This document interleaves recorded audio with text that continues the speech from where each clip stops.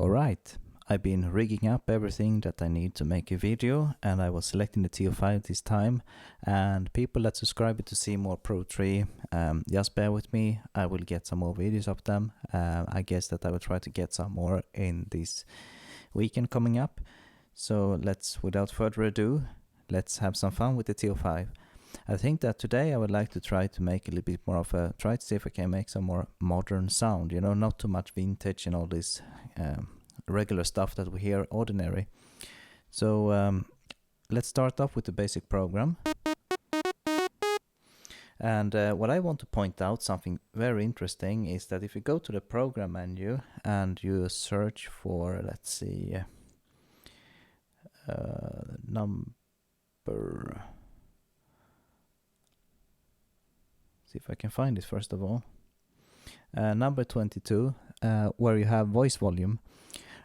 Voice volume try to set it like a little bit lower, like to around 90, because if you put it around 90, you won't push the mixer so hard of the TEO-5, and that will create some, what I think, different results. So I think what we can do is to try to make some let's try to make some arpeggios with the sawtooth. So I think we start with to record some arpeggio. Well, we can have an arpeggio running, so we don't need to record. So we do like this. Where is the hold button? There it is. Let's try this. I turn down the filter a bit so it doesn't get too annoying. So let's start to build around here. We start with shaping the contour of the envelope of the amplifier.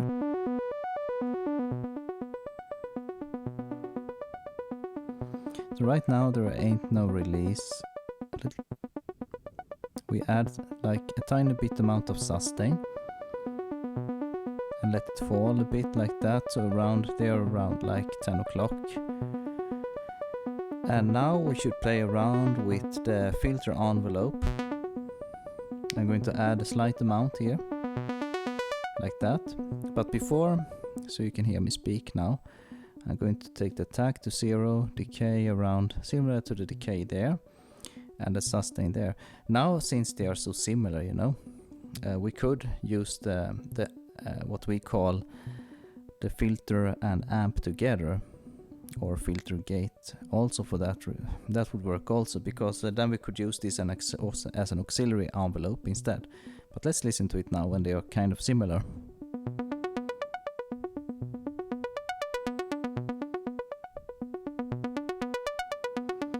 So one thing I want to give an advice on before you buy a TEO-5 is to know that the filter, when you adjust it, this is a 12 decibel per octave, and a 12 decibel per octave filter needs to be way more closed in order to, you know, to get the shaping done, because else you get the high frequency running like halfway here.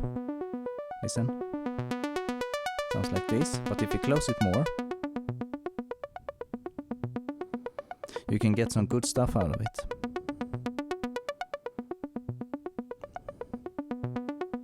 I think we stay there a bit. We can turn down the BPM a bit. And now we can add the second oscillator. And they are at the same frequency right now, which I believe is C0, I guess. And if you want, you can put it in slight detune.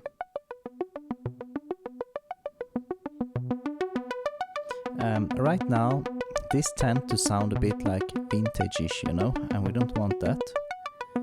So what about that we try to raise this up 1 octave instead?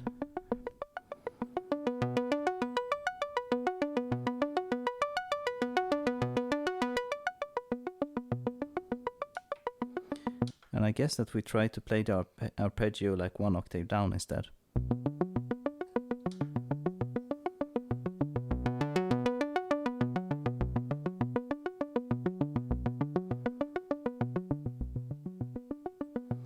And I have a slight amount of the envelope attack.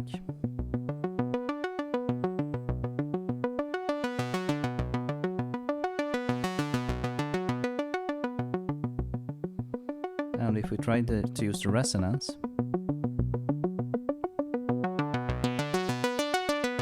we get some interesting effects here. Listen.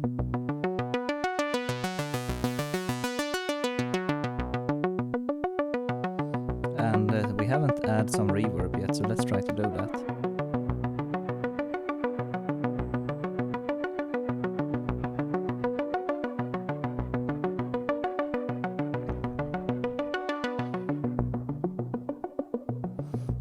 I'm not sure, what do you think? Is this like vintage or a little bit more modern?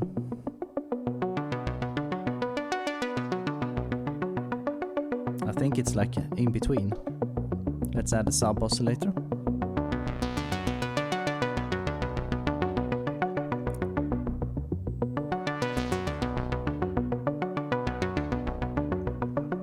Becomes a bit interesting now, right?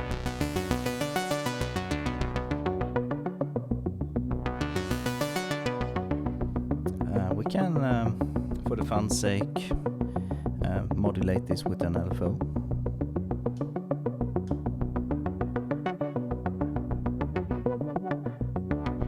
A bit slow.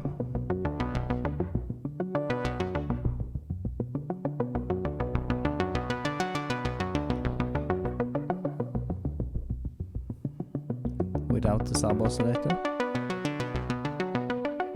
With some detune.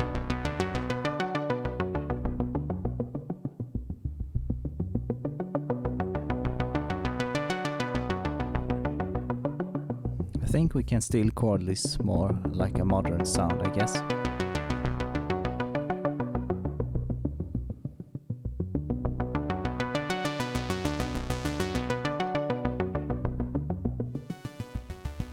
Okay, let's change the state of the filter.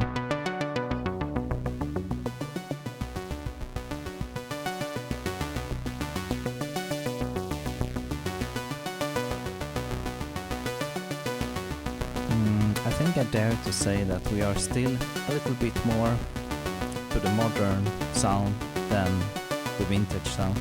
I think when we think about vintage, I think it comes down a lot to the classical sounds, you know? More to the high pass.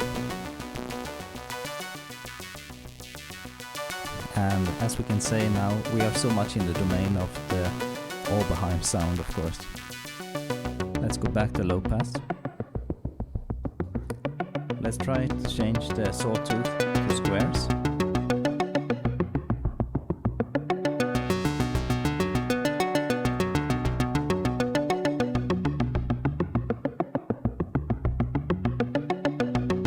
Without reverb. With reverb.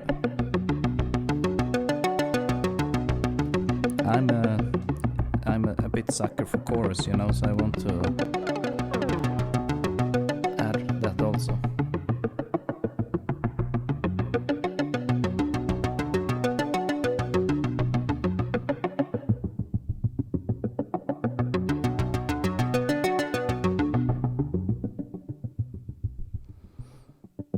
Okay, what we should do now is to play around with the release time. That we need to have some sustain, and I've been adding this to the amplifier. Now let's add it to the filter as well.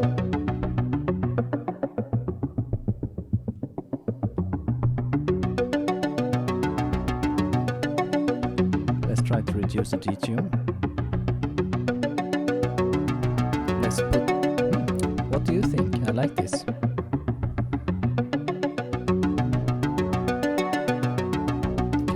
Interesting. What will happen if we add some overdrive to it? It's not my taste, to be honest, in this patch, I guess. We can... what can we do? We can make a perfect fifth out of it. Oh, wait. the same pitch on the oscillators. Listen to this. That's cool, right? Let's add some pulse width.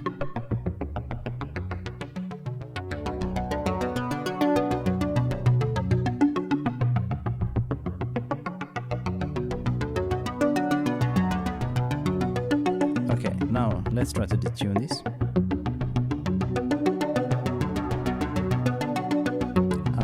That was way too much. Now we try to make a perfect 50 instead. Okay, there we have it.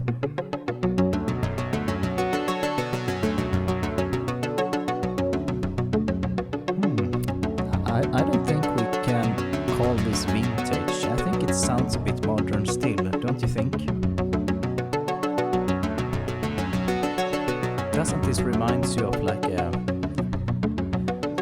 just imagine a futuristic place and you can see like you know, the cherry trees, leaves and these things in the night, you know, it's like I don't know, something futuristic and Asia reminding a bit. I like it. Okay, let's remove this oscillator for now and let's see what happens if we add noise. It's like cutting. Okay, the filter is all the way closed and I removed modulation from the LFO. Now it's a bit snappy. Listen.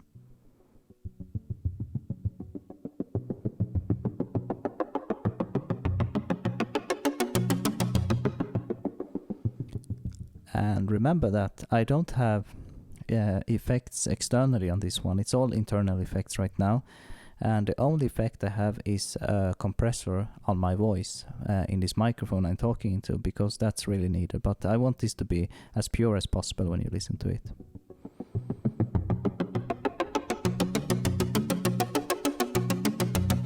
Let's increase the filter.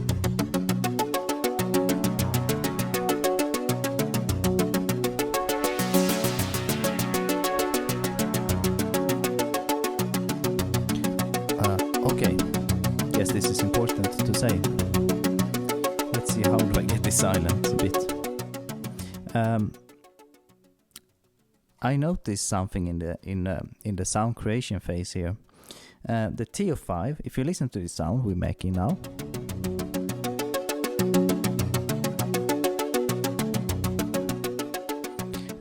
don't you agree with me that if we think about where do they sit in the audio range right now, to me it feels like that the TEO-5 is not taking up too much of the space in the audio image, you know, where in the frequency spectrum.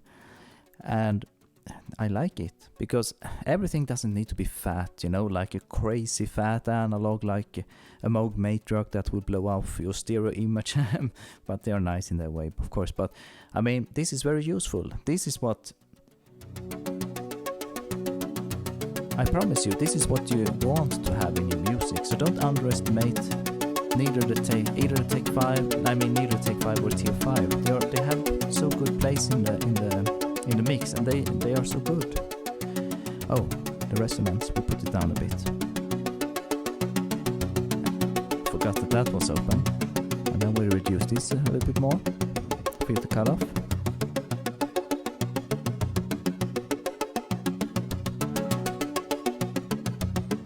Reducing this. Don't you agree that this is very nice, you know?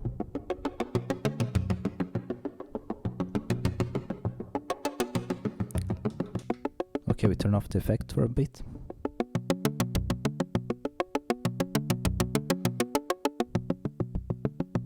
It's a bit pointy. And let's blend some oscillators. Make it more richer. Adding the effects back in. Opening the filter up a bit and playing with the envelope amount. Oh, listen to this area here. a bit metallish. It's like hitting some strings, you know.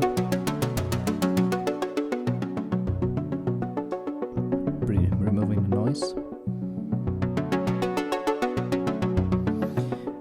Right now I believe that perhaps we are a little bit more in the vintage spectrum right now, because I'm having a perfect fifth, because that always reminds me a bit like vintage-ish sound, you know, for some reason. And I'm detuning the oscillator now, listen to this. Without detune, wait some.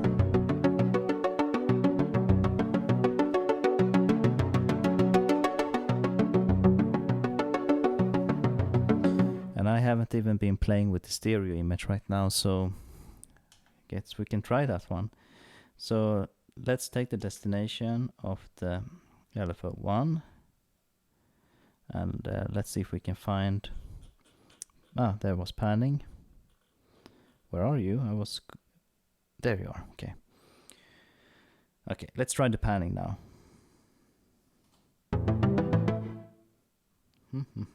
Hold.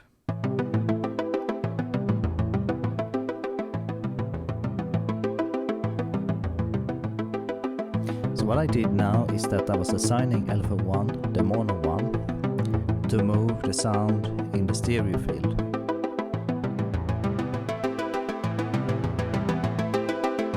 So right now you're hearing the audio moving between your left and right ear.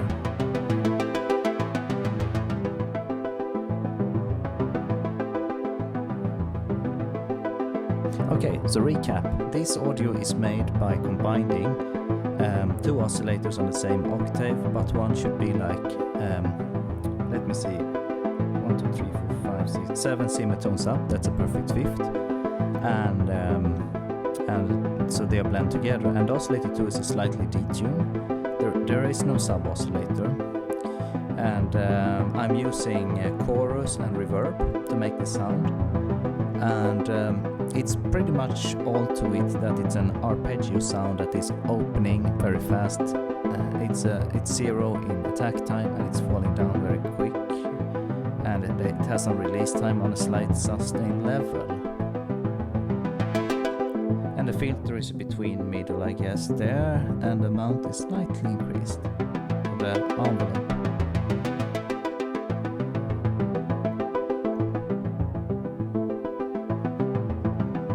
We can go even more wild with the sound by modulating some noise to it. Should we try it? Source, let's take a slot here.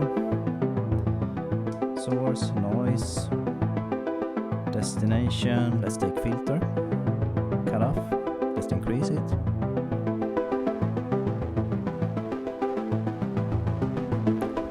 Now it's a bit slightly, what do we call it? It's slightly lo-fi, I guess.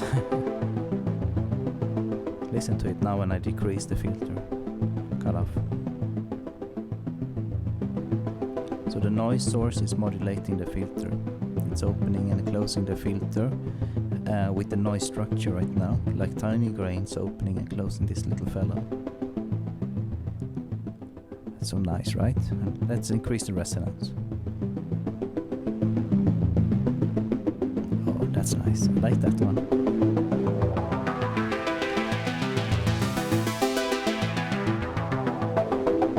Okay, let's see how much are the effects doing. Let's disable them for a while. Do the same.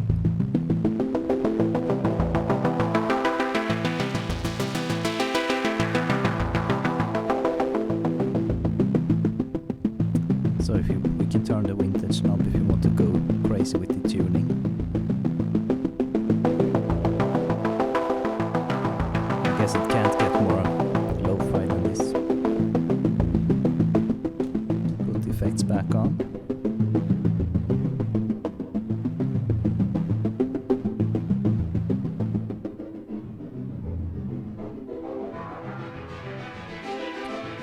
This effect is made by adding the mix to maximum on the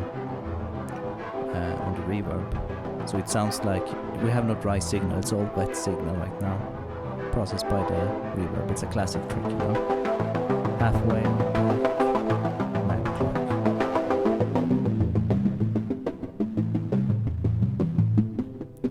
Okay, I guess that feels like we are done for tonight with sound programming, I guess. I'm trying to find a delay here. Synchronize it.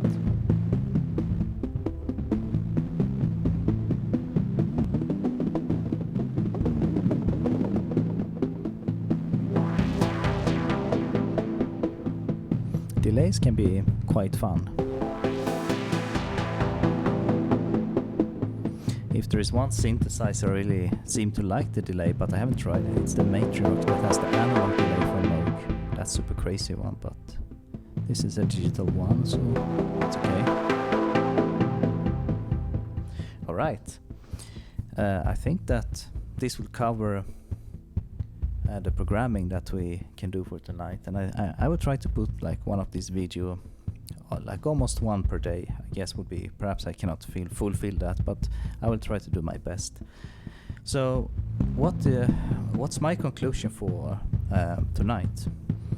My conclusion is that you can make sound that are less vintage, of course, on both the TEO-5 and the TEO-5. It's more of thinking like how to use them.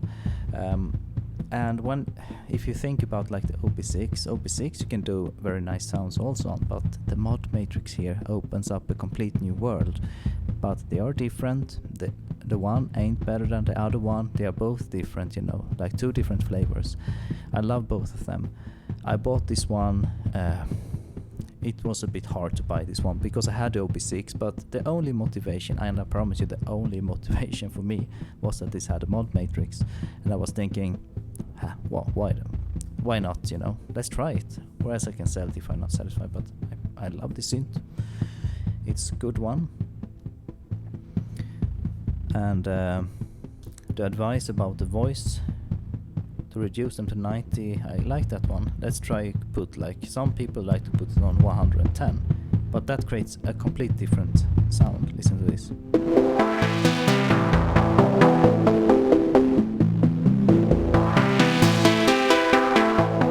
You hear the sound becomes clumsy, you know, all the dynamics are blah, you know, going away.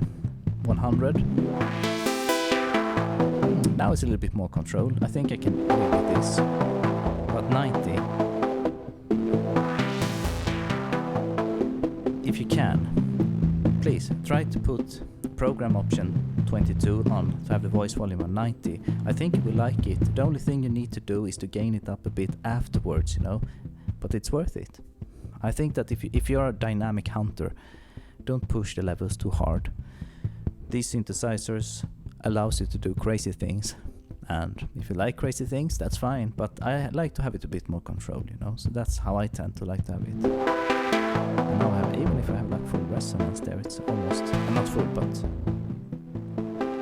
and let's increase it to 110.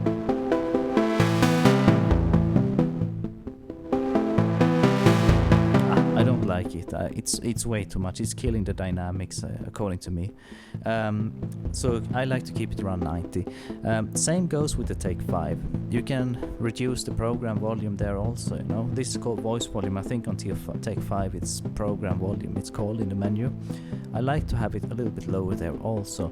Like, the big problem is I fell into this pit myself, was that when having the both synthesizers to compare in between, I was like, I need to put them on same level, you know.